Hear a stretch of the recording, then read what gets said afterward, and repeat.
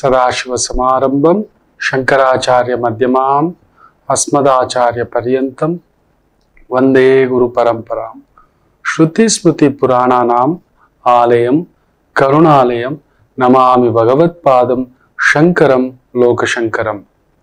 ನಾಡಿನ ಸಮಸ್ತ ವೀಕ್ಷಕ ಬಂಧುಗಳ ಪಾದಾರವಿಂದಗಳಿಗೆ ನನ್ನ ಶಿರಸಾಷ್ಟಾಂಗ ನಮಸ್ಕಾರಗಳು. ಎಲ್ಲರಿಗೂ ಶುಭೋದಯ.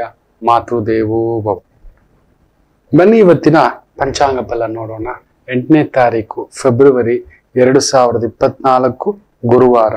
ಶೋಭಕೃತ್ ನಾಮ ಸಂವತ್ಸರೆ, ಉತ್ತರಾಯಣೆ, ಹೇಮಂತ ಋತು, ಪೌಷ ಮಾಸೆ, ಕೃಷ್ಣ ಪಕ್ಷದ ತ್ರಯೋದಶಿ, ಉತ್ತರಾಷಾಢ ನಕ್ಷತ್ರ, ಸಿದ್ಧಿಯೋಗ, ವಣಿಜಕರಣ.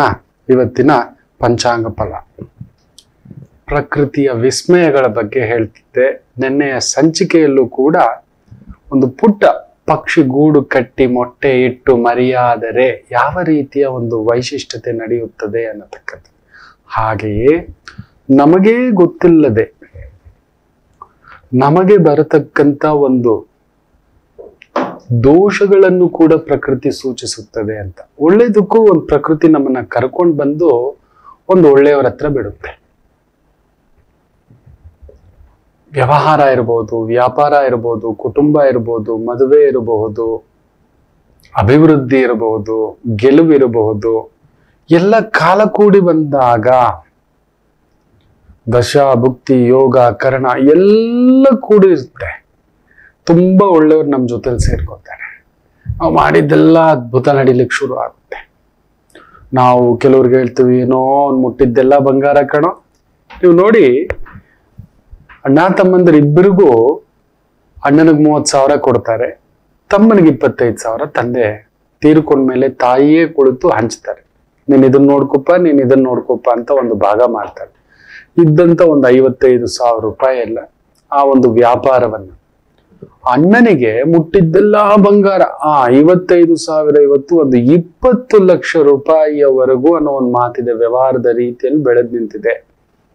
20 ಲಕ್ಷ ರೂಪಾಯಿ ವ್ಯವಹಾರ ದೇಶ ವಿದೇಶಗಳಿಗೂ ಹಬ್ಬಿಬಿಟ್ಟಿದೆ ಅನ್ನತಕ್ಕಂಥದ್ದು. ಅನಭಿಷಕ್ತ ದೊರೆ ಅಂತ. ಅದೇ 25,000 ರೂಪಾಯಿ ಪಡೆದುಕೊಂಡ ತಮ್ಮ ಮಹಾಬುದ್ಧಿವಂತ, ನೆನೆಸಿದ ವ್ಯಕ್ತಿಯ ಜೊತೆ ಮಾತನಾಡಬಲ್ಲ. ಒಂದೇ ಒಂದು ಫೋನ್ ಕಾಲ್ ಅಲ್ಲಿ ಡೀಲ್ ಅನ್ನು ಕುದುರಿಸಬಲ್ಲ, ಕುಳಿತುಕೋಬಲ್ಲ, ಮಾತಾಡಬಲ್ಲ. ಯಾವ ದೇಶದ ಆರ್ಥಿಕ ಮಂತ್ರಿ ಆದರೂ, ರಕ್ಷಣಾ ಮಂತ್ರಿ ಆದರೂ, ವ್ಯವಹಾರದ ಮಂತ್ರಿ ಆದರೂ, ಬೇರೆ ಬೇರೆ ರೀತಿಯಲ್ಲಿ ಆತನ ಖ್ಯಾತಿ ಸುಖ್ಯಾತಿ ಎಲ್ಲೆಲ್ಲಿಗೂ ಇತ್ತು. ತಂದೆಗೂ ಹೆಮ್ಮೆ ಇತ್ತು, ಈ ಮಗ ಏನೋ ದೊಡ್ಡದ್ ಸಾಧಿಸ್ತಾನೆ, ಚಿಕ್ಕ ಮಗ ಅಂತ. ದೊಡ್ಡ ಮಗ ಸೈಲೆಂಟೆ, ತಾನಾಯ್ತು ತನ್ನ ಕೆಲಸ ಆಯ್ತು ಅಂತ. ಆ ಒಂದು ಪ್ರಬುದ್ಧತೆ ಅಡ್ಮಿನಿಸ್ಟ್ರೇಷನ್ ಅಲ್ಲಿತ್ತು. ಹಿಡ್ಕೊಂಡಿರೋ ಕೆಲಸವನ್ನ ಪೂರ್ತಿ ಮಾಡದೆ ಎದ್ದೋಳ್ತಿರ್ಲಿಲ್ಲ. ಸರಿ, ತಂದೆ ತೀರ್ಕೊಂಡ ಮೇಲೆ ಈ ಮಕ್ಕಳಲ್ಲಿ ಭಿನ್ನಾಭಿಪ್ರಾಯಗಳು, ಕಿತ್ತಾಟಗಳು. ಅಷ್ಟು ದೊಡ್ಡ ಸಾಮ್ರಾಜ್ಯ. ಒಬ್ಬರಿಗೆ 30,000 ಕೋಟಿ, ಇನ್ನೊಬ್ಬರಿಗೆ 25,000 ಕೋಟಿಯನ್ನ ತಾಯಿಯೇ ಕುಳಿತು ಆದ ದೊಡ್ಡ ಇಡೀ ಭಾರತದಲ್ಲೇ ಶೇಕ್ ಆಗುತ್ತೆ. ಏನಾಗುತ್ತೋ ಇದು ಒಡೆದು ಇನ್ನೊಂದಾಗುತ್ತೆ ಅಂತ ನೀವು ನಂಬಲ್ಲ.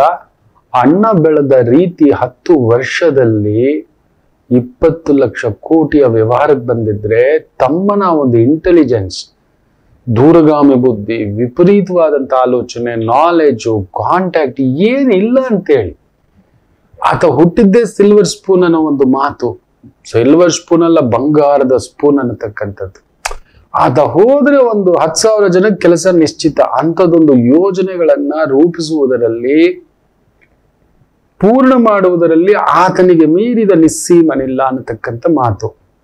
ಆದರೆ ಇವತ್ತು ಆತನ ಇಡೀ ಸಾಮ್ರಾಜ್ಯ ಕುಸಿದು ಒಂದು 500 ಕೋಟಿ ಅಲ್ಲ, 5 ಕೋಟಿಗೂ ಇಲ್ಲ ಅಂತ ಬ್ಯಾಂಕ್ ರೆಪ್ಟೆಸಿ ಆಗಿಬಿಟ್ಟಿದ್ದಾನೆ, ದಿವಾಳಿ ಆಗ್ಬಿಟ್ಟಿದ್ದಾನೆ. ಯಾವ ಬುದ್ಧಿವಂತಿಕೆಯೂ ವರ್ಕ್ ಆಗ್ಲಿಲ್ಲ, ಯಾವ ಕಾಂಟ್ಯಾಕ್ಟ್ಸು ವರ್ಕ್ ಆಗ್ಲಿಲ್ಲ, ಯಾವ ವ್ಯವಹಾರವೂ ವರ್ಕ್ ಆಗ್ಲಿಲ್ಲ. ಎಲ್ಲ ನಜ್ಜುಗುಜ್ಜೆ. ಅದೇ ಅಣ್ಣನದ್ದು ನೋಡಿ, ಬೆಳೆದ ರೀತಿ ಆ ಒಂದು 30,000 ಕೋಟಿ ಇಟ್ಕೊಂಡು ಇವತ್ತು ಎಲ್ರಿಗೂ ಆಗೋಲ್ಲ ಮಕ್ಕಳೇ. ನಾನು ಅದನ್ನೇ ಹೇಳೋದು, ಕಾಲ ಕೂಡಿ ಬಂದರೆ ಒಳ್ಳೆ ಸಮಯ, ಒಳ್ಳೆ ವ್ಯಕ್ತಿಗಳು, ಒಳ್ಳೆ ಪರಿಚಾರಕರು, ಒಳ್ಳೆ ಪಾರ್ಟ್ನರ್ಸು, ಒಳ್ಳೆ ಫ್ರೆಂಡ್ಸು, ಒಳ್ಳೆ ಬಂಧುಗಳು, ಒಳ್ಳೆ ಮಕ್ಕಳು, ಒಳ್ಳೆ ಹೆಂಡತಿ, ಒಳ್ಳೆ ಗಂಡ, ಈ ತರ ಸುತ್ತಕೊಳ್ಳುತ್ತೆ ನಿಮ್ಮನ್ನ. ನೆನ್ಪಿಟ್ಕೊಳ್ಳಿ, ಜಗತ್ತೇ ಆನಂದಮಯ. ಇಬ್ಬರಿಗೂ ಹಾಗೆ ಇತ್ತು. ಆದರೆ ಅಣ್ಣನಿಗೆ ಮಾತ್ರ ಆ ಬೆಳ್ಳಿ ತಟ್ಟೆ ಬಂಗಾರ ತಟ್ಟೆ ಅಲ್ಲ, ವಜ್ರದ ತಟ್ಟೆ ಆಗಿಬಿಡ್ತು.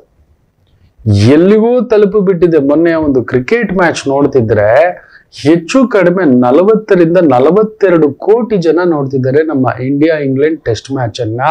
ಆ ಜಿಯೋ ಸಂಸ್ಥಾಪಕ ಮುಖೇಶ್ ಅಂಬಾನಿ 40 ಕೋಟಿ ಜನ ನೋಡ್ತಿದ್ದಾರೆ ಅಂದ್ರೆ ಏನು ಸಾಮಾನ್ಯದ ಮಾತ? ನಾವಿರೋದೇ ಒಂದು ಹೆಚ್ಚು ಕಡಿಮೆ 140, 142 ಕೋಟಿ ಅಂತ ಹೇಳಿದ್ರು ಕೂಡ ಲೆಕ್ಕ ಹಾಕೊಳ್ಳಿ, ಹೆಚ್ಚು ಕಡಿಮೆ ಒಂದು 35 to 40% ಜನ ಅಕ್ವಸಿಷನ್ ಅನ್ನತಕ್ಕಂಥದ್ದು. ಆ ಮಟ್ಟದ ಅಗಾಧತೆಗೆ ಇವತ್ತು ಜಿಯೋ ಬೆಳೆದು ನಿಂತಿದೆ. ಅದು ಒಂದು ಟೆಲಿಫೋನ್ ಇರಬಹುದು, ಆ ರಿಲಯನ್ಸ್ ಇಂಡಸ್ಟ್ರೀಸ್ ಅನ್ನತಕ್ಕಂಥದ್ದು.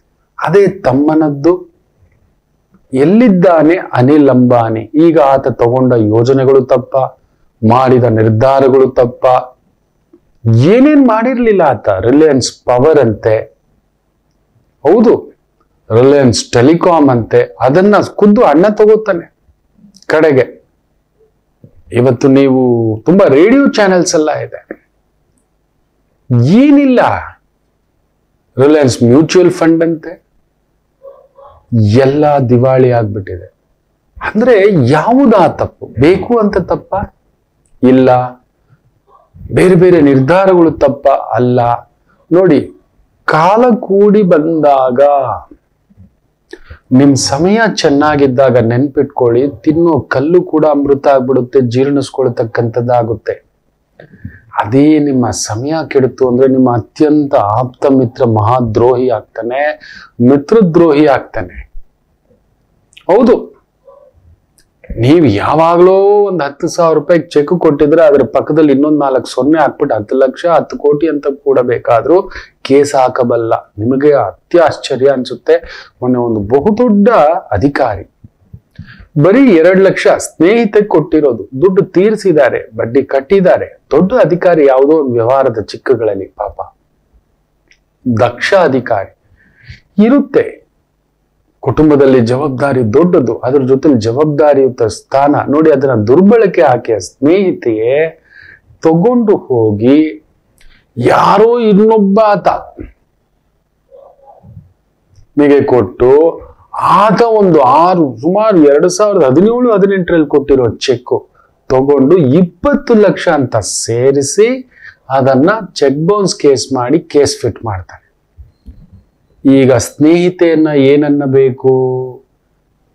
2 ಲಕ್ಷಕ್ಕೆ ಕಡಿಮೆ ಎಂದರು 5% ಬಡ್ಡಿ ಎಲ್ಲ ತಗೊಂಡಿರೋದು. 10,000 ಅಂದ್ರೆ 6 ವರ್ಷಕ್ಕೆ ಲೆಕ್ಕ ಹಾಕೊಳ್ಳಿ. 1 ವರ್ಷಕ್ಕೆ 1,20,000 ಅಂತ ಹೇಳಿದ್ರೆ 2018, 19, 20, 21, 22, 23, 24, 7 ವರ್ಷ, 6 ವರ್ಷನೇ ತಗೊಳ್ಳಿ. 7,20,000 ಕೊಟ್ಟು ಬಿಟ್ಟಿದೆ ಆ ತಾಯಿ ಜೀವ. ಏನೇನ್ ಇಟ್ಟಿಲ್ಲ, ಮಾರಿಲ್ಲ, ಕೊಟ್ಟಿಲ್ಲ ಹೇಳಿ ಪಾಪ. ಈಗ ಕೇಳಿದ್ರೆ ನನಗೆ ಗೊತ್ತೇ ಇಲ್ಲ ಅಂತ. ನಿಮ್ಮ ಸಮಯ ಚೆನ್ನಾಗಿದ್ದರೆ ಶತ್ರುವು ಮಿತ್ರನಾಗುತ್ತಾನೆ. ನಿಮ್ಮ ಸಮಯ ಕೆಟ್ಟರೆ ನಿಮ್ಮ ಮೊಟ್ಟ ಮೊದಲು ಹೊಡೆಯೋದು ನಿಮ್ಮ ಕುಟುಂಬ. ನಿಮ್ಮ ಸಂಗಾತಿ ಉಲ್ಟಾ ಆಗ್ತಾರೆ. ನಿಮ್ಮ ಗಂಡಾನೆ, ಅವನೇ ವಿಷ. ನಿಮ್ಮ ಹೆಂಡತಿ, ಆಕೆಯೇ ವಿಷ. ಆಕೆ ಮಾತನಾಡೋ ಪ್ರತಿ ಮಾತು ವಿಷವಾಗಿ ಬದಲಾಗುತ್ತೆ. ಮಕ್ಕಳು ಬದಲಾಗ್ಬಿಟ್ರು, ಮಕ್ಕಳು ಮನೆ ಬಿಟ್ಟು ಹೋಗ್ಬಿಟ್ರು, ಮಕ್ಕಳೇ ಹೊಡೆದು ಸಾಯಿಸುವಷ್ಟರ ಮಟ್ಟಕ್ಕೆ ತಂದೆ ತಾಯಿನ ಹೊರಗಡೆ ಹಾಕೋದು, ಇಲ್ಲ ತಂದೆ ತಾಯಿಯ ಮಕ್ಕಳನ್ನ ಹೊರಗಡೆ ಹಾಕೋದು, ಎಲ್ಲ ಸುತ್ತಿಕೊಳ್ಳಲು ಪ್ರಾರಂಭಿಸುತ್ತದೆ. ನಿಮ್ಮ ಸಮಯ ಕೆಟ್ಟದಾಯಿತು ಅನ್ನುವುದಾದರೆ ದಿಕ್ಕು ತೋಚದಂತಾಗುತ್ತದೆ.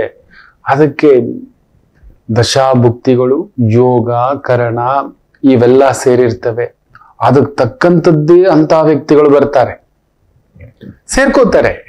ನೀವು ನಮ್ಮೂರು, ನಮಣ, ನೀವು ದೊಡ್ಡ ನೀವು ಅಯ್ಯೋ మీరు ಮಾವಾಳು ಸ್ವಾಮಿ, ನೀವು ನಮ್ಮೂರು, ನೀವು ಹಿಂಗೆಲ್ಲ ಮಾಡೋಲ್ಲ. ನೀವು ತಗೊಳ್ಳಿ. ನೀವು ಒಂದು ಬಾರಿ ಆಗಿಲ್ಲ ಅಂದ ಮೇಲೆ ಆ ವ್ಯಕ್ತಿ ಕಕ್ಕೋ ವಿಷ ಇದೆಯಲ್ಲ ನೋಡಿ, ಬೇಜಾರು ಮಾಡ್ಕೋಬೇಡಿ. ಒಂದ್ ಮಾತು ಹೇಳ್ತೇನೆ, ಈ ಕಲಿಯುಗಕ್ಕೆ ನಮಗೊಂದ್ ಸ್ವಲ್ಪ ಕೆಟ್ಟ ಸಮಯ ಬರಬೇಕು. ಒಳ್ಳೆ ಸಮಯ ಅಲ್ಲ, ಕೆಟ್ಟದ್ದು ಬರುತ್ತಿರಬೇಕು. ಆಗಾಗ ನಮಗ್ ಯಾರು ನಿಂತ್ಕೋತಾರೆ? ಕೊಟ್ಟು ಮಾತಿಗೆ ಯಾರು ನಿಂತ್ಕೋತಾರೆ? ಹೌದು, ದುಡ್ಡಲ್ಲ, ಕೊಟ್ಟು ಮಾತಿಗೆ ಆಗ್ಲಿ ಅಂತ. ಹೌದು, ನಾವವತ್ತು ನಿಂತೀವಿ, ಇವತ್ತು ನಮಗ್ ನಿಂತಿದ್ದಾರಾ? ನೀವು ಗೆಲ್ಲುವಾಗ ನೋಡಿ, ನಿಮ್ಮನ್ನ ಕರೆದು ವೇದಿಕೆ ಇನ್ನೊಂದು ಅಂತ ಪತ್ರಿಕೆಗಳಲ್ಲಿ ಎಲ್ಲೆಲ್ಲೂ ವೇದಿಕೆ, ಎಲ್ಲಾ ಕಡೆ ನಿಮ್ಮನ್ನ ನಮ್ಮವರು ಅಂತಾರೆ. ಅದನ್ನ ನೋಡಿ, ಇವತ್ತು ಮಂಗಳೂರಿನ ಬಹು ಪ್ರಸಿದ್ಧ ಹೆಸರಾಂತ ಉದ್ಯಮಿ BR ಶೆಟ್ರು ಏನಾಗಾದತೆ ರೀ, 1000 ಕೋಟಿ ಹಾಕಿ ಮಹಾಭಾರತ ಮಾಡ್ತೇನೆ ಅಂತ ಹೇಳಿದವರು ದೇಶ ವಿದೇಶಗಳಿಂದೆಲ್ಲ ಕಾಯೋರು. ಒಂದೇ ಒಂದು ಆಡಿಟ್ ರಿಪೋರ್ಟ್, ಅದು ಸತ್ಯ ಸುಳ್ಳು ದೇವ್ರಿಗೆ ಗೊತ್ತು. ದೇವಾರಿ ಬರೀ 72 ರೂಪಾಯಿಗೆ ಸೇಲ್ ಮಾಡೋ ರೀತಿ, ತುಂಬಾ ದೊಡ್ಡ ದಿವಾನರುಗಳು ಅವ್ರ ಹತ್ರ ಕಾಯೋರು, ತುಂಬಾ ದೊಡ್ಡ ಶೇಖುಗಳು, ದೊರೆಗಳು ಕಾಯೋರು ಆ ವ್ಯಕ್ತಿಯನ್ನ.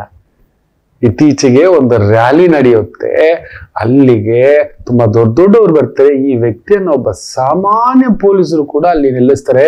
ನಿಮ್ಗೆ VIP ಇಲ್ಲ ಅದಿಲ್ಲ, ಹೋಗಿರಿ ರೀ, ನನಗೆ ಗೊತ್ತಿದೆ, ಅವ್ರಿಗೆ ಗೊತ್ತಿದೆ ರೀ, ನನ್ನನ್ನು ಅಭಿನಂದಿಸಿದಾರ್ರಿ, ವೇದಿಕೆಗೆಲ್ಲ ಕರೆದಿದ್ದಾರ್ರಿ, ನನ್ನನ್ನ ಸನ್ಮಾನ ಮಾಡಿದ್ದಾರ್ರಿ. ದೊಡ್ಡವ್ರಿ ಅಂದ್ರೆ ಯಾವ ದೊಡ್ಡವರು?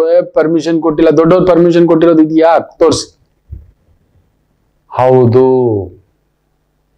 ಇದು ಪರಮ ಸತ್ಯ. ನಮಗೊಂದು ಸ್ವಲ್ಪ ಕೆಟ್ಟ ಸಮಯ ಬರಬೇಕು, ಆ ಪಾತಕನನ್ನ ಲೆಕ್ಕ ಹಾಕ್ಲಿಕ್ಕೆ. ಅಂದ್ರೆ ಅವನಲ್ಲಿ ಬರುವ ಬದಲಾವಣೆ, ಆ ದುರ್ಯೋಧನ ಪ್ರಭಾವ, ಆ ಅಸುರ ಪ್ರಭಾವ.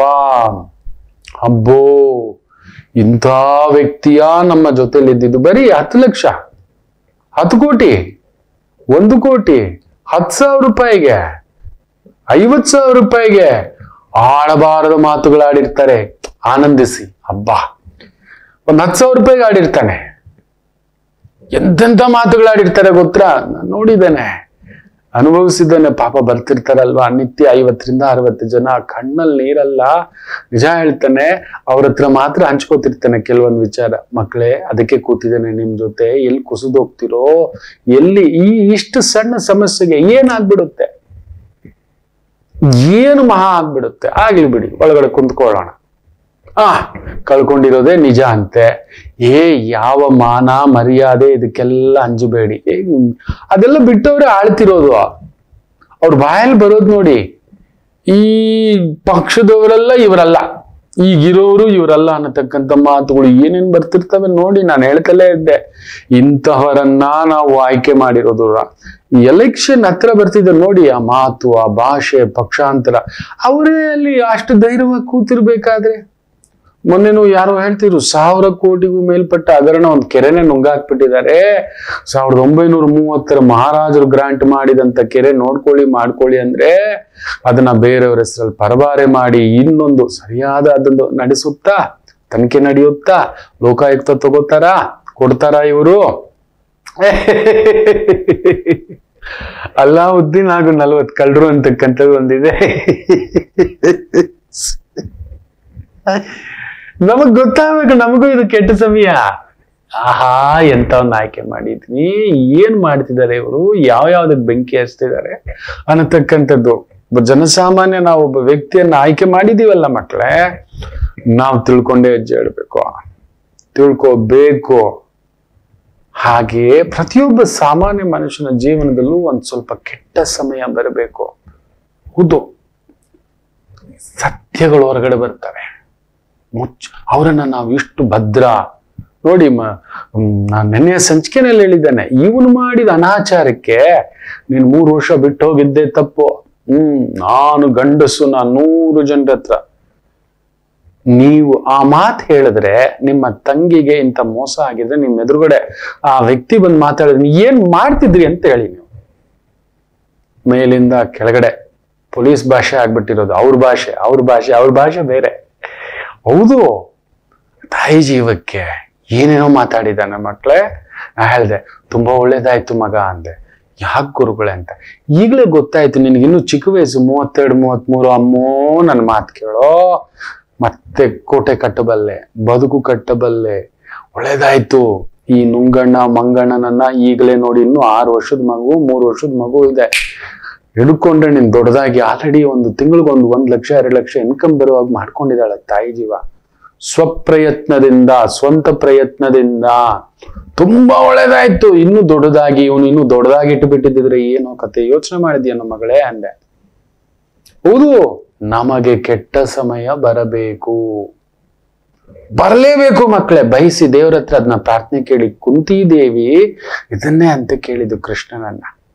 ಅಮ್ಮ ನಿನಗೇನ್ ಬೇಕು ಕೇಳು ಅಂದಾಗ ಕುಂತಿದೇವಿ ಕೇಳೋದು, ನನಗೆ ಸದಾ ನೋವು ಬರುವಂತ ವರ ಕೊಡುವಂತ. ಎಲ್ಲಾರು ನೋವು ಹೋಗ್ಲಿ, ನನಗ್ ಸದಾ ಒಂದು ದುಃಖ, ನನಗೊಂದು ಶ್ರಮವಿರುವಂತ ಸಮಸ್ಯೆ ಯಾವಾಗ್ಲೂ ಇರೋ ಹಾಗೆ ವರ ಕೊಡು, ನನಗೆ ಆಶೀರ್ವಾದ ಮಾಡು ಅಂತ.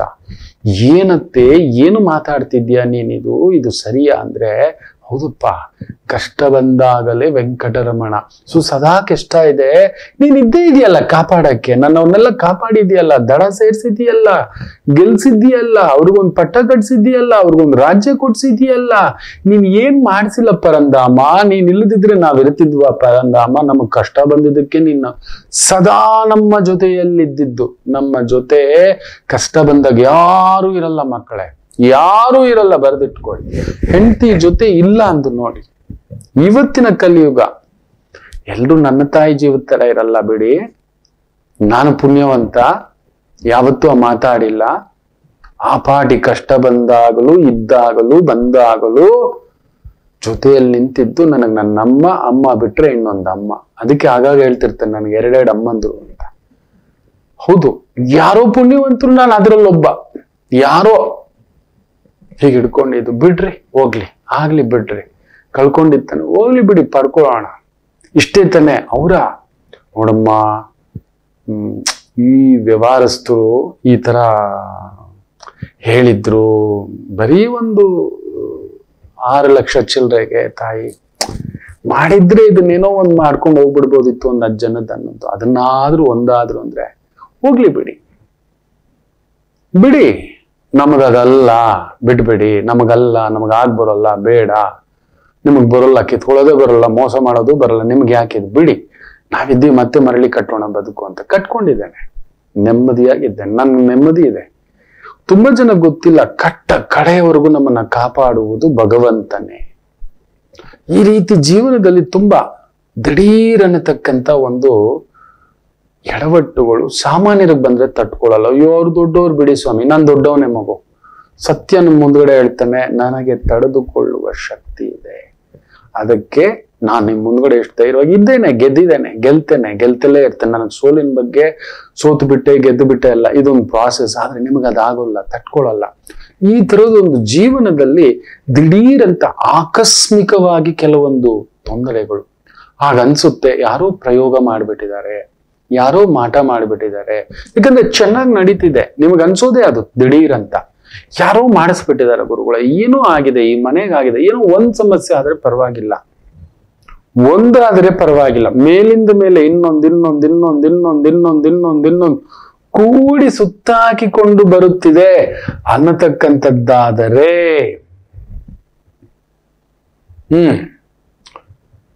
ಕೂಡಿ ಸುತ್ತಾಕಿಕೊಂಡು ಬರುವುದಾದರೆ ಈ ತರ ಬರುತ್ತೆ ಕೆಲವ್ರಿಗೆ ಒಂದೇ ಬಾರಿ. ಮನೆಯಲ್ಲಿ ನೋಡಿ, ಒಂದು ಕುಟುಂಬದಲ್ಲಿ ಈ ತರದ್ ನಡೆದಿದೆ. ಒಂದು ಆಕ್ಸಿಡೆಂಟ್ ನಡೆಯುತ್ತೆ, ಒಬ್ಬರು ತೀರ್ಕೋತಾರೆ, ಮಗ ಸೀರಿಯಸ್ ಆಗ್ತಾನೆ, 15 ವರ್ಷದ ಮಗ, ಸ್ಪೈನಲ್ ಕಾರ್ಡ್ ಹೋಗುತ್ತೆ, ಒದ್ದಾಡ್ತಾನೆ. ಸುಮಾರು ಒಂದು ತಿಂಗಳವರೆಗೆ ಪ್ರಯತ್ನ ಮಾಡ್ತಾರೆ, ಆಗೋಲ್ಲ, ಜೀವ ಬಿಟ್ಟು ಹೋಗುತ್ತೆ. ಇನ್ನೊಂದು ಅನಾಹುತ ನೋಡಿದ್ದೇನೆ. It's called as A chain reaction. ನಮಗೊಂದು ಒಳ್ಳೇದಾಗುವಾಗಲೂ ಚೈನ್ ರಿಯಾಕ್ಷನ್ ಅಲ್ಲಿ ಬರುತ್ತೆ, ನಮಗೊಂದು ತೊಂದರೆಗಳು ಬರುವಾಗಲೂ ಚೈನ್ ರಿಯಾಕ್ಷನ್ ಅಲ್ಲಿ. ಈ ತರ ಸಾಮಾನ್ಯರು ನೀವು ತಟ್ಕೊಳ್ಳಲ್ಲ, ಖಂಡಿತ ಗಾಬರಿ ಪಟ್ಬಿಡ್ತೀರಿ. ಏನ್ ಗುರುಗಳೇ, ಒಬ್ಬ ಸಾಲಗಾರ ಬಂದ್ರೆ ಪರವಾಗಿಲ್ಲ, ಒಂದೇ ಬಾರಿ 10 ಜನ ಧುಮುಕ್ತಿದ್ದಾರೆ. ಹೌದು, ಒಂದೇ ಬಾರಿ 10 ಜನ ಧುಮುಕುತ್ತಿದ್ದಾರೆ. ಅವರು ಇವರು ಅದು ಏನ್ ಮಾಡೋದು ದಿಕ್ಕು ತೋಚಲ್ಲ. ಸಡನ್ ಆಗಿ police case, legal case, check bounce case, ಕುಟುಂಬದಲ್ಲಿ ಮಗಳು, ಮಗ, ಇನ್ನೊಂದು ಬಾಡಿ, ಏನು ಯಾವುದನ್ನ ಸರಿಪಡಿಸುವುದು ಅನ್ನೋದು ದಿಕ್ಕು ತೋಚದಂತಹ ಸಂದರ್ಭಗಳು ಸಾಮಾನ್ಯರು ನೀವು ತಟ್ಕೊಳ್ಳಲ್ಲ. ನಿಮ್ಗೆ ಅದೇ ದೊಡ್ಡದು. ನಾವೇನ್ ಗೊತ್ತಾ, ನೀವು ನಂಬೋಲ್ಲ. ಅಯ್ಯೋ ವೈದಿಕ ಗೊತ್ತಿರೋರು ನಮ್ಗೆ ಇದು ಗೊತ್ತು, ತುಂಬಾ ದಿನ ನಿಲ್ಲೋಲ್ಲ ಅಂತ. ನಿಮಗದು ಗೊತ್ತಿಲ್ಲ, ನಿಮ್ಗೆ ಆ ಕ್ಷಣವೇ ಭಾರ. ನಮಗೆ ಗೊತ್ತು. ನೋಡಿ, ಇವತ್ತು ಕೈ ಇಷ್ಟ ಎತ್ತಿತಾನೆ ಆರಾಮ್ಸೆ. ಇಷ್ಟು ಕೈ ಎತ್ತಲಿಕ್ಕೆ ಆಗ್ತಿರ್ಲಿಲ್ಲ, ಇಷ್ಟು ಆರಾಮ್ಸೆ ಎತ್ತಾನೆ. ಇನ್ನು ಈ ಎಡಗೈ ಈ ರೀತಿ ಎತ್ತಲಿಕ್ಕೆ ಆಗ್ತಿಲ್ಲ, ಇಷ್ಟೇ ಬರೋದು. ಇಷ್ಟು ಸ್ಟ್ರೈಟ್ ಮಾಡ್ಲಿಕ್ಕೂ ಆಗೋದಿಲ್ಲ, ಇಷ್ಟು ಸ್ಟ್ರೈಟ್ ಇದೆ. ಅದನ್ನ ಆಗಾಗ ವರ್ಕೌಟ್ ಕೊಟ್ರೆ ಒಂದ್ ಚೂರು ಹಿಂಗೆ ಎತ್ತುತ್ತೆ, ಕಷ್ಟ ಆಗುತ್ತೆ. ನೋಡಿ, ಇಷ್ಟೇ ಬರೋದು. ಪರವಾಗಿಲ್ಲ, ಮಾಡ್ಕೊಂಡಾಗ ತುಂಬಾ ಚೆನ್ನಾಗಿ ಇಷ್ಟವರೆಗೂ ಬರ್ತಾನೆ. ಬಿಟ್ಟಿದ ತಕ್ಷಣ ಸಂಜೆ ಅಷ್ಟರಲ್ಲಿ ಮಾಡ್ತಾ ಇರ್ಬೇಕು ಅಂತ ಡಾಕ್ಟರ್ ಹೇಳ್ತಾರೆ. ಇರ್ಲಿ, ಮಾಡ್ಕೋತಿದ್ದಾನೆ. ನಾನು ತಡೆದುಕೊಳ್ಳಬಲ್ಲೆ, ನಮ್ಮಂತವರು ತಡೆದುಕೊಳ್ಳಬಲ್ಲೆವು, ನಿಮ್ ಕೈಲಾಗಲ್ಲ. ಯಾಕಂದ್ರೆ ನಮಗೆ ಒಬ್ಬರಿದ್ದಾರೆ ಸಹಾಯಕ್ಕೆ. ನಿಮಗೆ ಅವ್ರ ಮೇಲೆ ನಂಬಿಕೆ ಇಲ್ಲ, ಅವ್ರ ಹತ್ರ ಹೋಗೋದೇ ಇಲ್ಲ. ಅಯ್ಯೋ ಹೋಗಿ ಗುರುಗಳು, ಇಷ್ಟು ದಿನ ಹೀಗ ಅಂತ ಹೇಳ್ತೀರ. ನಾವ್ ಆಗಲ್ಲ, ನಾವ್ ಹಿಡ್ಕೋತೇವೆ. ಯಾರನ್ನ ಹಿಡ್ಕೊಳ್ಳಿಲ್ಲ ಅಂದ್ರೆ ಅವ್ರನ್ನ ಹಿಡ್ಕೋತೇವೆ ನಾವು. ನಮಗದು ಗೊತ್ತಿದೆ. ಅದುವೇ ವೈದಿಕ ಧರ್ಮದ, ಸನಾತನ ಧರ್ಮದ ನಮ್ಮ ಒಂದು ಪ್ರಕೃತಿಯ ಶಕ್ತಿ. ಆ ಶಕ್ತಿಗೆ ಒಬ್ಬೊಬ್ರು ಒಂದೊಂದು ಹೆಸರಿಟ್ಟಿದ್ದೀರಿ. ನೀವಲ್ಲ ಅಂತೀರಿ, ನಾನು ರಾಮ ಅಂತೇನೆ, ಅವ್ರು ಜೀಸಸ್ ಅಂತಾರೆ, ಇವ್ರು ಬುದ್ಧ ಅಂತಾರೆ, ಇವ್ರು ಮಹಾವೀರ ಅಂತಾರೆ, ನಾನು ಶಿವ ಅಂತೀನಿ, ನೀವು ನರಸಿಂಹ ಅಂತೀರಿ. ಹೌದು, ಅಂಥದ್ದೊಂದು ವಿಸ್ಮಯಕಾರಿ ಒಂದು ಪರಿಹಾರ ಇವತ್ತು ತಿಳಿಸ್ಕೊಡ್ತೇನೆ. ಮಿತಿ ಮೀರಿ ಈ ತರದ್ದು ಮೇಲಿಂದ ಮೇಲೆ ನಿಮ್ಮ ಶಕ್ತಿಗೂ ಮೀರಿ ನಿಮ್ಮನ್ನ ತಟಸ್ಥ ಮಾಡ್ತಿದ್ದೆ. ನೀವು ಒಂದ್ 100 ರೂಪಾಯಿ ಮನುಷ್ಯರೇ, 1,000 ರೂಪಾಯಿ ದುಡಿತೀರಿ ದಿನಕ್ಕೆ. ತಿಂಗಳು ಒಂದ್ 30,000 ಅಂತ ಇಟ್ಕೋಣ. 3 ಲಕ್ಷ ಅಪ್ಪಳಿಸಿದ್ರೆ ಹಪ್ಪಳ ಆಗ್ಬಿಟ್ಟಿದೆ. ಆಗ್ತಿಲ್ಲ, ತಿಂಗಳಿಗೆ 3 ಲಕ್ಷ ಬರೋದೇ 30,000. ಹೇಗೆ? ನನಗಾಗಿದೆ. ನಾನು ಅದನ್ನು ಎದುರಿಸುತ್ತಿದ್ದೇನೆ. ಇದು ಸತ್ಯ. ಹೌದು, ಈ 2 ವರ್ಷದಿಂದಲೂ ನಿಂತಿದ್ದೇನೆ ಹೆಚ್ಚು ಕಡಿಮೆ. ಈ ಮೇ ಬಂತು ಅಂದ್ರೆ 2 ವರ್ಷ ಆಗುತ್ತೆ. ಎದುರಿಸಿದ್ದೇನೆ, ನಿಂತಿದ್ದೇನೆ, ನಿಮ್ಮ ಮುಂದುಗಡೆ ಕುಳಿತಿದ್ದೇನೆ. ಇದೇ ಸತ್ಯ. ಬೇರೆಯವರಾಗಿದ್ದ ಅಂದ್ರೆ ನಿತ್ಯ 10 ಬಾರಿ ಶೂಟೌಟೆ. ಅಂತ ಮಾತುಗಳು, ಅಂತ ಭಾವಗಳು ನೋಡಿದ್ದೇವೆ. ನಮ್ಮ ಗುರುಗಳಿಗೆ ಅದಕ್ಕೆ ಮೀರಿದ್ದು 1000 ಪಟ್ಟು. ಅವರನ್ನ ನೋಡಿ ನಾನು ನಿಂತಿದ್ದೇನೆ. ಅವ್ರು ಗೆದ್ಬಿಟ್ಟಿದ್ದಾರೆ, ಆಲ್ರೆಡಿ ಅರ್ಧ ಗೆದ್ಬಿಟ್ಟಿದ್ದಾರೆ. ಶಕ್ತಿ ಅದು, ಮಹಾಶಕ್ತಿ. ಹೌದು, ತುಂಬಾ ಆ ತರ ವ್ಯಕ್ತಿಗಳನ್ನ ನಾನು ನೋಡಿದ್ದೇನೆ. ದಾರಿ ತೋರಿಸುವವರಿಗೆ ದಾರಿ ಇರೋಲ್ಲ, ಒಳ್ಳೇದು ಮಾಡುವವರಿಗೆ ಸ್ವಲ್ಪ ಕೆಟ್ಟದ್ದೇ. ಅದಕ್ಕೆ ಹೇಳ್ತಿರ್ತಾನೆ, ರಾಮರೇ ವನವಾಸಕ್ಕೆ ಹೋಗಿದ್ದು ರಾವಣಾಸುರನಲ್ಲ. ಸೊ ನಮಗ್ ಗೊತ್ತಿಲ್ಲದೆ ಈ ತರ ಶೂರ್ಪನಖಿ, ಮಾರೀಚ, ಕುಂಭಕರ್ಣ, ಅವ್ರ ನಿಜ ಸ್ವರೂಪಗಳು ಹೊರಗಡೆ ಬರ್ತಿದೆ. ಓಹೋ, ಹಿಡುಂಬಾಸುರ ಅನ್ನತಕ್ಕಂಥದ್ದು. ಹಿಡುಂಬಾಸುರನಪ್ಪ, ಹಿಡುಂಬಿಯ ಅಣ್ಣನಪ್ಪ. ಆದ್ರೆ ನೋಡಿ, ಆಕೆ ಜೊತೆಲೇ ಇದ್ದು ಭೀಮನಿಗೆ ಹೇಳಿ ಅವ್ರನ್ನೆಲ್ಲ ಕಾಪಾಡ್ತಾಳೆ. ನಾವು ಯಾವುದೋ ಜನ್ಮದಲ್ಲಿ ಮಾಡಿದ ಒಂದು ಒಳ್ಳೆಯದೋ, ಇಲ್ಲ ಈ ಜನ್ಮದಲ್ಲೇ ಮಾಡಿದ ಒಂದು ದಾನ, ಧರ್ಮ, ಸಂಕಲ್ಪ ನಮ್ಮನ್ನ ಯಾರದೋ ಮೂಲಕ ಹಿಂಗ್ ಕೈ ಹಿಡ್ಕೊಳುತ್ತೆ. ನಾನು ಇದೀನಿ ಬಾಪ್ಪ, ಯೋಚನೆ ಮಾಡ್ಬೇಡಪ್ಪ, ದಾರಿ ತೋರಿಸ್ತೇನಪ್ಪ ಅನ್ನತಕ್ಕಂಥ ಭಾವಾರ್ಥದಿಂದ. ಎಸ್, ಅದು ನಿಯಮ. ಆ ನಿಯಮ ಇವೇನು? ಈ ತರದೊಂದಾಗಿದೆ. ಎಲ್ಲಿಂದ ತಪ್ಪಿಸ್ಕೊಳ್ಳೋದು, ಹೇಗೆ ತಪ್ಪಿಸ್ಕೊಳ್ಳೋದಾದ್ರೆ, ಇವತ್ತೊಂದು ದೀಪದ ಬಗ್ಗೆ ತಿಳಿಸ್ಕೊಡ್ತಾನೆ. ಈ ತರದ್ದು ಮೇಲಿನ ಮೇಲೆ ಏನೋ ಅಗೋಚರ ಶಕ್ತಿ, ನಿಕ್ಷಿಪ್ತ ಶಕ್ತಿ, ಕ್ಷುದ್ರ ಶಕ್ತಿ ಪ್ರಯೋಗವೋ ಉಚ್ಚಾಟನೆಯೋ ಏನೋ ನಡೆದಿದೆ ಗುರುಗಳೇ. ನಮ್ ಕೈಯಲ್ಲಿ ಆಗ್ತಿಲ್ಲ, ತಟ್ಕೊಳಕ್ ಆಗ್ತಿಲ್ಲ. ಸಾಮಾನ್ಯರು ನಾವು ಇನ್ನೇನಾಗ್ಬಿಡುತ್ತೋ ಅನ್ನತಕ್ಕಂಥ ಗಾಬರಿಲಿ ಇರ್ತಕ್ಕಂಥವ್ರಿಗೆ ಒಂದು ಅದ್ಭುತವಾದಂತ ಸಂಕಲ್ಪ ಹೇಳ್ಕೊಡ್ತಾನೆ. ಇದನ್ನ ಮಾಡ್ಕೊಳ್ಳಿ. ಒಂದು ಪುಟ್ಟ ವಿರಾಮ ತಗೊಂಡು ವಾಪಸ್ ಬರ್ತೇನೆ. ಹೇಗ್ ಮಾಡೋದು, ಹೆಂಗೆ ಅಂತ. ನಮಾಮಿ ಶಂಕರ. ನಮಾಮಿ ಶಂಕರ. ನನ್ನ ಪ್ರೀತಿಯ ಆಧ್ಯಾತ್ಮಿಕ ಬಂಧುಗಳೇ, ಪ್ರತಿಯೊಬ್ಬರ ಜೀವನದಲ್ಲೊಂದು ಕೆಲವೊಂದು ಪ್ರಶ್ನೆಗಳಿರುತ್ತೆ. ಉತ್ತರವಿಲ್ಲದ ಪ್ರಶ್ನೆಗಳಿಲ್ಲ. ಅಂಥದ್ದೊಂದು ಸಮಸ್ಯೆ ಇದೆಯಾ? ಜ್ಯೋತಿಷ್ಯ ಮುಖೇನ ಹಾಗೂ ಆಧ್ಯಾತ್ಮಿಕ ಮುಖೇನ ನಿಮ್ಮ ಪ್ರಶ್ನೆಗಳಿಗೊಂದು ಪುಟ್ಟ ಸಮಾಧಾನ. ಈ ಕೂಡಲೇ ಕೆಳಗಿನ ಸಂಖ್ಯೆಗೆ ಕರೆ ಮಾಡಿ, ಇಲ್ಲವೇ ವಾಟ್ಸಪ್ ಮಾಡಿ, ಹಾಗೂ ನಮ್ಮ ನಮಾಮಿ ಶಂಕರ ಯೂಟ್ಯೂಬ್ ಚಾನೆಲ್ ಮುಖಾಂತರವೂ ಕೂಡ ಸರಳ ಪರಿಹಾರವನ್ನು ತಾವು ವೀಕ್ಷಿಸಿ ಹಾಗೂ ಪಡೆಯಬಹುದು. ನಮಾಮಿ ಶಂಕರ. ನಮಾಮಿ ಶಂಕರ. ಪ್ರತಿ ತಿಂಗಳು ಅಷ್ಟಮಿಯ ದಿನ ಅಂತ ಒಂದು ಬರುತ್ತೆ. ಅಮಾವಾಸ್ಯೆಯಿಂದ 8ನೇ ದಿನ, ಹುಣ್ಣಿಮೆಯಿಂದ 8ನೇ ದಿನ ಅಷ್ಟಮಿ.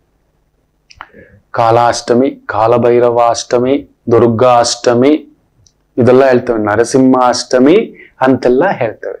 ಅಂತ ಅಷ್ಟಮಿಯನ್ನ ಆಯ್ಕೆ ಮಾಡ್ಕೊಳ್ಳಿ. ಒಂದು 48 ಅಷ್ಟಮಿ ನಾನು ಈ ನಿಯಮಕ್ಕೆ ಇರ್ತೇನೆ ಅಂತ. ಒಂದೊಳ್ಳೆ 4 ಹಾಗಲಕಾಯಿ ತಗೋಬನ್ನಿ.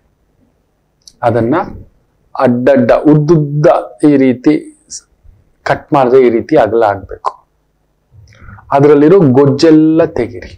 ಅಷ್ಟಮಿಯ ದಿನ ಒಳ್ಳೆ ಒಂದು ಸ್ನಾನ ಮಾಡಿಕೊಂಡು, ಇದೆಲ್ಲ ವ್ಯವಸ್ಥೆ ಹಾಗಲಕಾಯಿ ಹಿಂದಿನ ದಿನನೇ ತಂದಿಟ್ಕೊಳ್ಳಿ. ಬೆಳಿಗ್ಗೆ ಎದ್ದು ಒಂದು ಸ್ನಾನ, ನಿಮ್ಮ ಪಾಡಿಗೆ ಏನು ಪ್ರಸಾದ ಏನಿದೆಯೋ ಅದನ್ನ ತಿನ್ಕೊಳ್ಳಿ.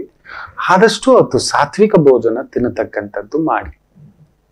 ಒಂಚೂರು ಹಾಲನ್ನ, ಮೊಸರನ್ನ, ಮಜ್ಜಿಗೆಯನ್ನ, ತುಪ್ಪದನ್ನ, ಬೇರೆ ಇನ್ನೊಂದು ಬೇಡ. ಯಾಕಂದ್ರೆ ನಾವೊಂದು ನಿಯಮಕ್ಕೆ ನಿಂತಾಗ ನಿಯಮಗಳು ಕೊಳ್ತ್ಕೋಬೇಕು. ಈ ಯಮಕಂಟಕವನ್ನ ದೂರ ಮಾಡಲಿಕ್ಕೆ ನಿಮ್ ಕೆಲಸ ಕಾರ್ಯ ಮುಗಿಸ್ಕೊಂಡು ಅವತ್ತು ಸಂಜೆ ಒಂದು 7-7:30 ಆದಷ್ಟು ಮನೆಗೆ ಬಂದ್ಬಿಡಿ. ಬೆಳಿಗ್ಗೆ ಎಲ್ಲ ರೆಡಿ ಮಾಡಿಟ್ಟು ಹೋಗಿ. ಬಂದಿದ್ದೆ ಅದನ್ನ ಕಟ್ ಮಾಡಿ ಗೊಜ್ಜೆಲ್ಲ ತೆಗೆದು ಎಳ್ಳೆಣ್ಣೆ ಹಾಕಿ, ಎಳ್ಳೆಣ್ಣೆ ಸ್ವಲ್ಪ ಹಾಕಿ ಪೂರ್ತಿ. ಅದರಲ್ಲಿ ಒಂದು ಬತ್ತಿ ಮಾಡ್ಕೊಳ್ಳಿ, ಇಡಿ. 4 ಕಟ್ ಮಾಡಿದ್ರೆ 8 ದೀಪಗಳಾಗುತ್ತವೆ. 4 ಹಾಗಲಕಾಯಿ. ಹತ್ತಿರದಲ್ಲಿ ಎಲ್ಲಿಯಾದರೂ ಹಳೆಯ ಶಿವಾಲಯ ಅಲ್ಲಿ ಕಾಳಭೈರವ ಇರ್ತಾರೆ. ಇಲ್ಲ ಕಾಳಭೈರವ ದೇವಸ್ಥಾನವೇ ಇದ್ರೆ ಇನ್ನೂ ಉತ್ತಮ. ಹೋಗ್ಬಿಟ್ಟು ಈ 8 ದೀಪಗಳನ್ನ ಹಚ್ಚಿ ಬರತಕ್ಕಂಥದ್ದು ಹೊರಗಡೆ. ಸ್ವಾಮಿ ನಮ್ಮ ಮನೆ ಹತ್ರ ಇಲ್ಲ, ಶಿವಾಲಯದ ಹತ್ರನೇ ಹೋಗಿ ಆ ಶಿವ ಕಾಳಭೈರವ ಸ್ವರೂಪ, ಸ್ವಾಮಿ ದಾರಿ ತೋರಿಸು, ಯಾವುದೋ ನಿಕ್ಷಿಪ್ತ ಶಕ್ತಿ ನಮ್ಮನ್ನ ಕಟ್ಟಾಗ್ತಿದೆ, ನೀನೇ ದಾರಿ ತೋರಿಸು ಅಂತ ಹೇಳಿ ಒಂದು 7:30 8 ಗಂಟೆ, ಇಲ್ಲ 7:15 8:15 ಒಳಗಡೆ ಸಂಧ್ಯಾಕಾಲದಲ್ಲಿ ಶನಿ ಹೋರ, ರಾಹು ಹೋರ ಅಂತ ಕೂಡ ಹೇಳ್ತೇವೆ, ಆ ಸಮಯದಲ್ಲಿ ಹಚ್ಚತಕ್ಕಂಥದ್ದು ಮಾಡಿ. ಬಂದು ಒಂದು ಸಾಮಾನ್ಯ ಊಟ ನಿಂಪಾಡಿ ನೀವು ದೀಪ ಹಚ್ತಾ ಬನ್ನಿ. ಯಾವುದೋ ಯಾರಿಂದ ತೊಂದರೆ, ಯಾರಿಂದಲೂ ಅವಮಾನ, ಭಯದಲ್ಲಿದ್ದೀರಿ, ಕಂಪಿಸ್ತಿದ್ದೀರಿ, ದಿಕ್ಕು ತೋರಿಸ್ತಿಲ್ಲ, ಇವ್ರು ನಮ್ಗೇನೂ ಉಪದ್ರವ ಮಾಡ್ಬಿಡ್ತಾರೆ ಗುರುಗಳೇ, ಮನೆ ಹತ್ರ ಬಂದ್ಬಿಡ್ತಾರೆ ಗುರುಗಳೇ, ಅವಮಾನಿಸ್ತಾರೆ ಗುರುಗಳೇ, ಇನ್ನೇನೋ ಆಗ್ಬಿಡುತ್ತೆ ಗುರುಗಳೇ, ಅಪಮೃತ್ಯು ಛಾಯೆ, ಅಪವಾದ ಛಾಯೆ, ಈ 2ಕ್ಕೆ ಸಾಮಾನ್ಯ ಮನುಷ್ಯ ಭಯಪಡೋದು.